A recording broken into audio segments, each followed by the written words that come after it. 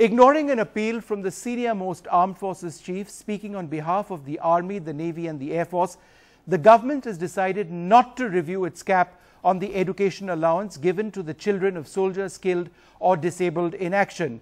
By its own admission, the total savings for the government in 2017-2018 would amount to just over 3 crore rupees.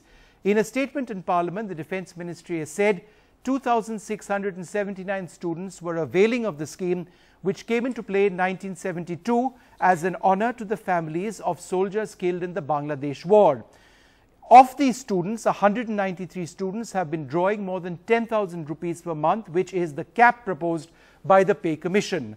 By denying these 193 students of their school and hostel fees beyond 10,000 rupees a month, the government ends up spending, or I beg your pardon, saving just 3.2 crore rupees in 2017-2018. The world's fourth largest military, which talks about honouring its armed forces, will end up saving 3.2 crore rupees, and in the process will affect close to 200 students who have depended to a small extent or perhaps a large extent on this grant, not because they asked for the grant, but because it had been given to them. Now it's being taken away.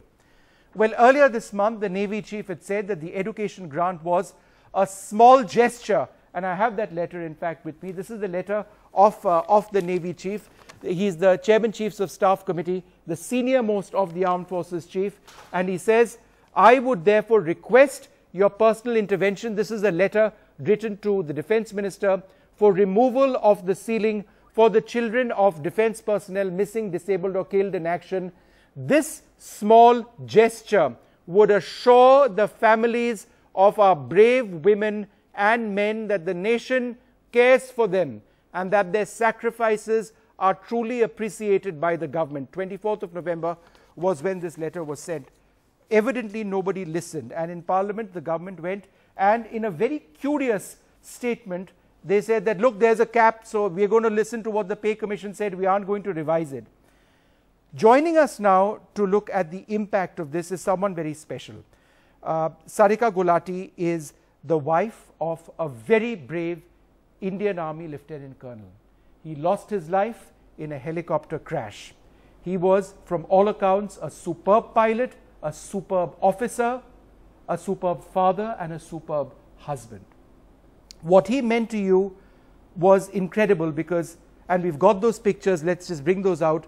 You knew him from when you were a child. The two of you grew up together. Were you both children of armed forces personnel? No. No. And did you grow up here in Delhi or was it elsewhere? We were from Dehradun. You were from Dehradun. You are directly impacted, ma'am, by this cap staying, right? Your child is going to be impacted. You might need to withdraw your child from the school that he is in. Is that right? Right. What exactly is your case as far as your child is concerned? Basically, I have a son. His name is Saksham Gulati, and he was studying in DAPS in Delhi, in Dhaula Kuan. After my husband's, supreme sacrifice for the nation, I was totally lost. I mean, I was not able to take care of my son in the way I would have done, as my husband would have taken care of him. So just to give him that normal life, I wanted him to go and get that quality education in some of the good institute. Because of this capping, I think I have to remove him from the school, and he's a child with ADHD and a special learning disabilities. So I feel, it is a big shock to me that after a struggle of 1 year, he's just settled in the school. And because of this capping now, I have to just remove him from the school. Have you considered appealing to the Defence Minister? Yeah, I had written few letters and just wanted to, I've spoken to some people regarding this. So. And there doesn't appear to be any help or any hope? No. I was given assurance that it will be taken care of.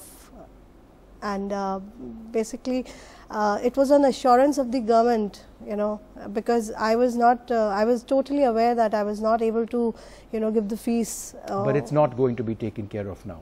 That's your worry. It is a... Because it's a statement in Parliament that's been made. I was assured by the government, you know, that my child's education will be taken care of. Otherwise, I would have never taken this decision of putting him in. Do you feel that the memory of your husband is being insulted, is being denigrated in some way?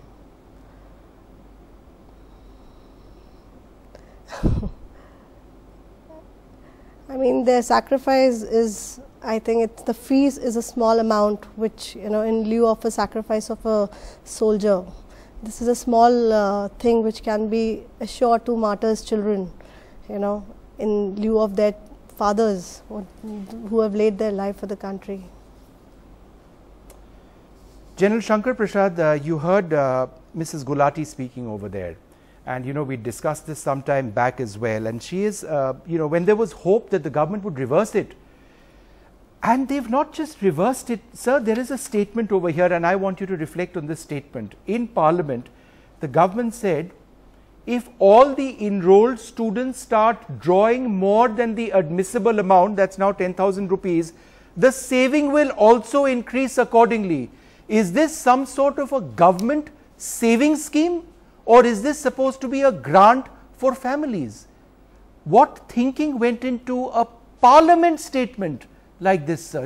It's unbelievable.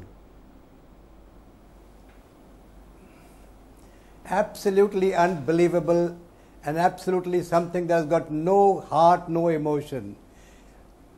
Vishnu, it's not a question of 3.5 crores, or 30 crores, or 300 crores.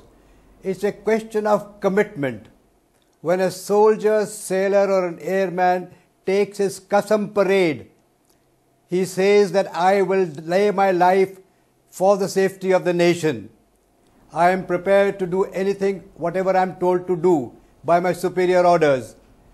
And here he is told that if you are martyred in the line of duty, the country will take care of you and your family. Yes. Which means that what that person's family was used to while the officer or a JC or a Jawan was alive, that level will continue.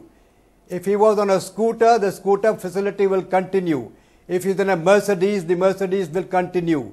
If he was in Doon School will continue. If he was in Kendriya Vidyalaya, that will continue. It's not a question of 300 crores or 30,000 crores.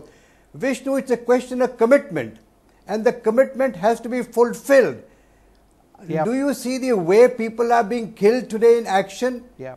And it really makes all of us feel so I just sad that General for Prasad, a small paltry sum, it's only a matter of trying to disgrace the armed forces, trying to make something out of a capital and say, look at these guys asking for money, they're begging us. Is that the way you want to treat your armed forces? Do you want us to sit and beg in front of the Parliament and in front of the General Shankar political Prasad, leadership? I just want to, because I'm going out of time, I want to get a quick comment in from General VP Malik as well.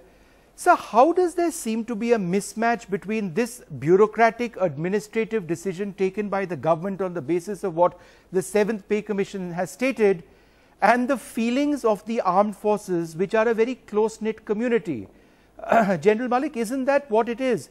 That there is a mismatch between bureaucrats and babus who are meant to facilitate the operations of the armed forces, not understanding the ethos or the sense of honor and respect that the armed forces and their families are enshrined in. Isn't that what it is? It's a way, different way people think.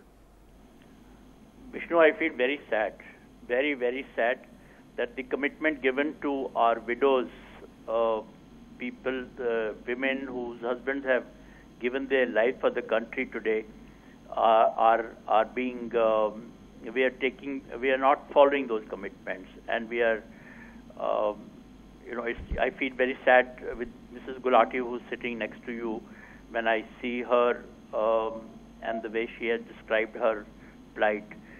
But you know, this mismatch unfortunately has been there in the Ministry of Defense all along that I have seen.